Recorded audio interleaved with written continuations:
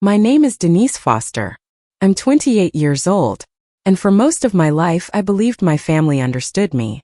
It took one dinner to realize they never did. We were gathered around the long mahogany table in our Atlanta mansion, the kind of house that didn't just show wealth, it announced it. Crystal glasses, imported plates, perfectly folded napkins. Everything polished. Everything controlled. Except me. I showed up in jeans and a plain sweater, looking like I wandered into the wrong movie. My parents and my sister Tracy were dressed like they were attending a gala instead of a family dinner. Diamonds caught the chandelier light. Gold bracelets clinked against wine glasses. Their smiles were smooth, confident, and already slightly amused. Because to them I wasn't successful. I was the phase. My entire world revolved around my startup, a tech platform I'd spent 3 years building from scratch. Nights without sleep. Code that crashed at 3 a.m. Investor calls that ended in polite rejection. But also progress. Users. Momentum. A vision that felt bigger than anything I'd ever touched. To them it was a hobby I should have outgrown. The room felt heavy. Silverware tapped plates. No one really spoke to me. It was the kind of silence that isn't peaceful. It's judgment disguised as etiquette. Then my mother leaned slightly closer. "Denise," she said, her voice calm but sharp enough to cut glass, "we're done rescuing you. We're not your bank anymore." My father nodded once, slow and stiff, like he was signing off on a business decision instead of speaking to his daughter. His eyes didn't even meet mine. He looked at me the way people look at a stock that's underperforming. Tracy laughed softly beside him. Not loud. Not obvious. Just enough to land. "You'll never reach my level," she added casually, swirling her wine. "You should stop pretending you will." They thought they were grounding me, teaching me humility.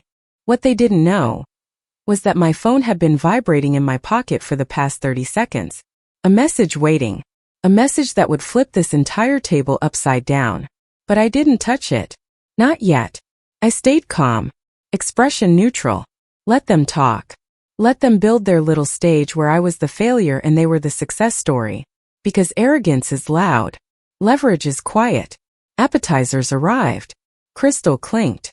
Conversations resumed like nothing had happened. But my mother wasn't done. "That tech fantasy of yours," she said, slicing her salad with precise movements, "is a waste of time. You're almost 30. When are you going to get a real job?"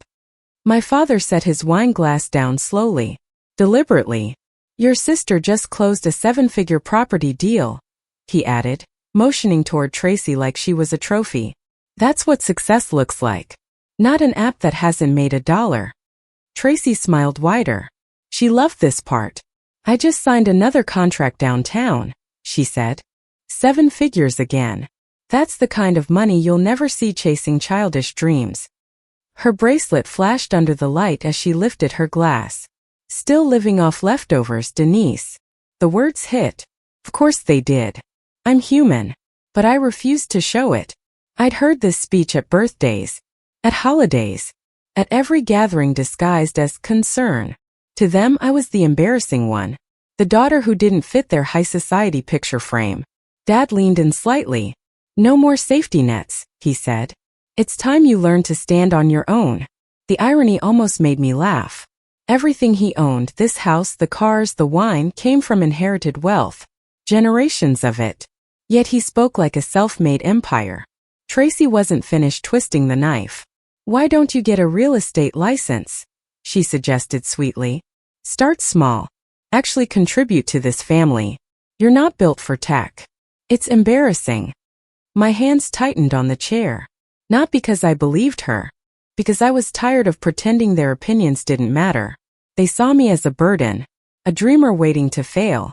And the entire time my phone sat in my pocket like a secret none of them could imagine. The room pulsed with their confidence. Their certainty. Their belief that they had already won. I let them talk.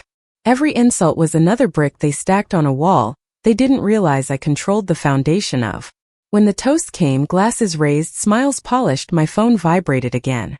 I finally looked. The name on the screen made my heartbeat slow instead of race. Margaret Lee, Trust Fund Manager. The message was short, precise. Approve monthly allowances for Edward, Nancy and Tracy Foster $20,000 each. I slid the phone back into my pocket without a word. Across the room, Shannon, my best friend and co-founder, caught my eye. She didn't need details. She just read my face and gave the slightest nod. They were laughing, celebrating, talking about cutting me off. And none of them had the faintest idea. I had been funding their entire lifestyle for 3 years. If you're enjoying this story so far, don't forget to subscribe for more stories like this. And comment below what would you have done sitting at that table. Because the next few minutes were about to turn their confidence into complete silence. The shift didn't happen with shouting. It didn't happen with anger. It happened with a door opening. Just as the main course was being served, the tall double doors to the dining room swung inward. Conversations slowed. Forks paused mid-air. The soft background music suddenly felt too loud. Margaret Lee walked in. Tailored black suit. Leather folder tucked under her arm. Calm, professional, and completely out of place at what everyone assumed was just a private family dinner. My mother's smile faltered first.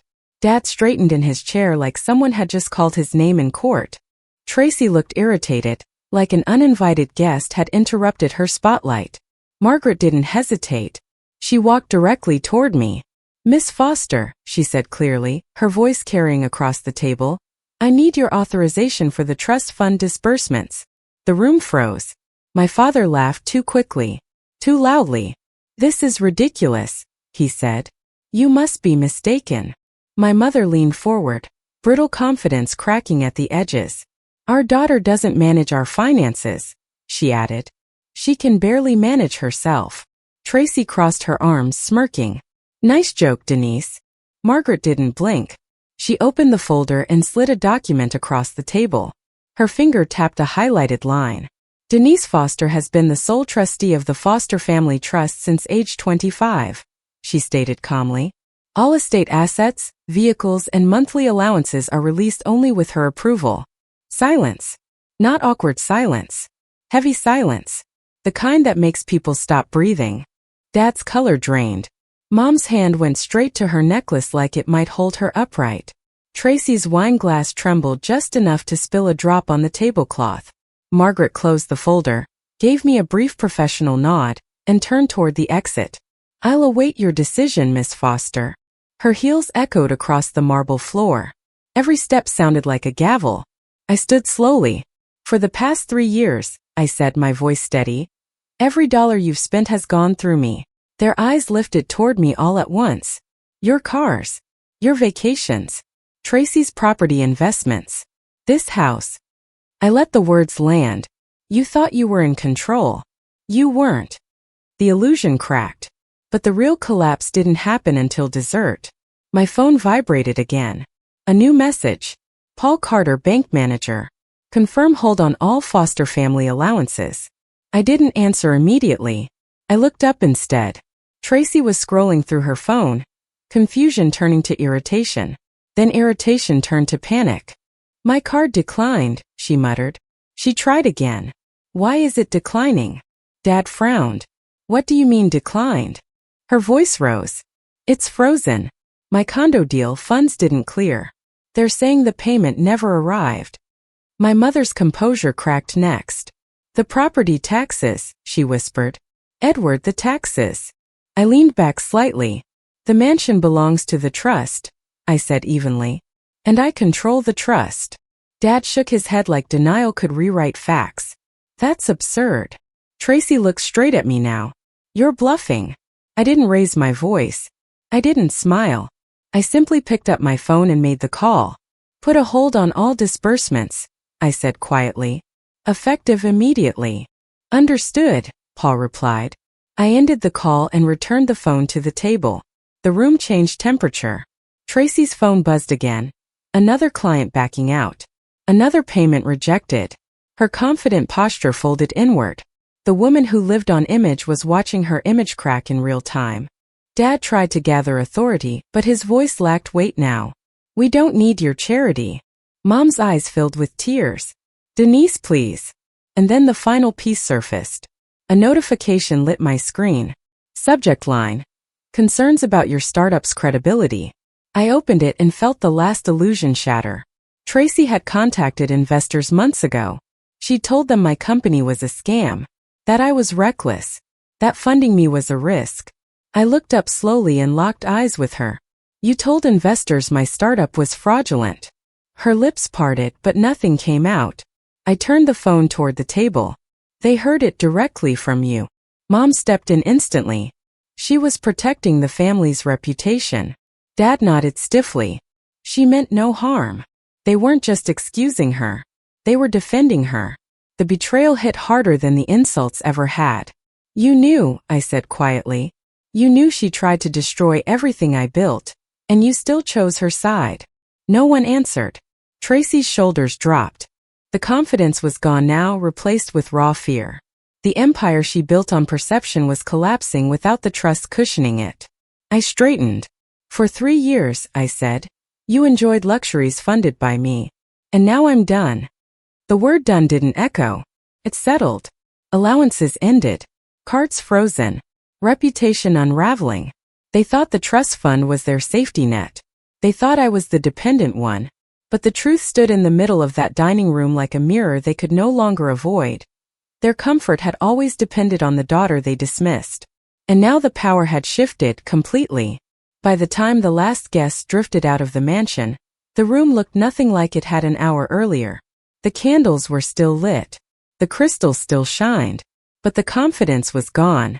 My parents sat motionless at the table, their expressions hollow. Tracy stared at her phone like it might suddenly fix everything unraveling in front of her. The air felt heavier, thicker, like the house itself finally understood the truth it had been hiding for years. I didn't feel rage. I didn't feel triumph. I felt clarity. I stepped forward, my voice calm, steady, final.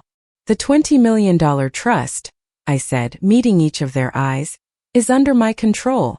And starting today, every cent goes into my company. The same company you mocked. The one you said would never succeed. My mother's breath hitched. My father's shoulders sank. Tracy's phone slipped from her fingers and hit the table with a dull sound. This isn't cruelty, I continued quietly. It's accountability. Dad finally spoke, his voice stripped of its usual authority. The property taxes, the house. If the funds stop, we lose it. I held his gaze. That's no longer my responsibility. Tracy's panic surfaced in full now. You're destroying me, she whispered. My deals are gone. My reputation. You tried to destroy my future, I replied evenly. This is just consequence. My mother tried one last appeal. We're your family. I shook my head gently. Family doesn't sabotage each other's dreams. I turned toward the doorway. Each step felt lighter than the last, like I was walking out of a version of myself I no longer needed to carry. I don't need your approval, I said without looking back. I never did. And just like that, it was over. 6 months later, I stood in a glass-walled office overlooking the Atlanta skyline. The same skyline I'd stared at from that mansion window the night everything changed. Only now it was mine. Screens lit the room. Conversations buzzed with energy. My team moved with purpose. Our logo glowed on the wall behind me, a symbol of nights without sleep, code written through frustration, and belief held when no one else offered it. The startup they mocked had become one of the city's fastest-growing tech ventures. Investors lined up. Downloads surged. Articles called us a disruptor. The trust fund that once fueled indulgence now fueled innovation. Meanwhile, my parents' world had shrunk. The mansion was sold after unpaid taxes. They moved into a modest apartment far from the city center. The galas disappeared. The invitations stopped. Their life became smaller, not because I ruined them, but because they never learned to stand without the cushion they thought was permanent. Tracy's fall was harsher. Her clients vanished. Her carefully polished reputation cracked beyond repair. She left one voicemail months later. Apologies wrapped in desperation. I never returned it. Not out of spite. Out of closure. Through it all, Shannon never left my side. My partner, my friend, the one person who believed before proof existed. We built something real together, not from inheritance, not from approval, but from persistence. And if you're still listening, give this story a like. It truly helps the channel. Because the lesson here isn't about money. It's about power people don't see. Standing by the window, watching the city pulse with life, I realized something simple and unshakable. The person you underestimate might be the one holding your future. My family thought success came from status and appearances. I learned it comes from belief, especially when no one else offers it. What happened to them wasn't revenge. It was consequence. They chose pride over support, image over honesty. I chose growth. To everyone watching, comment below about a time you proved someone wrong, or a dream you refused to abandon.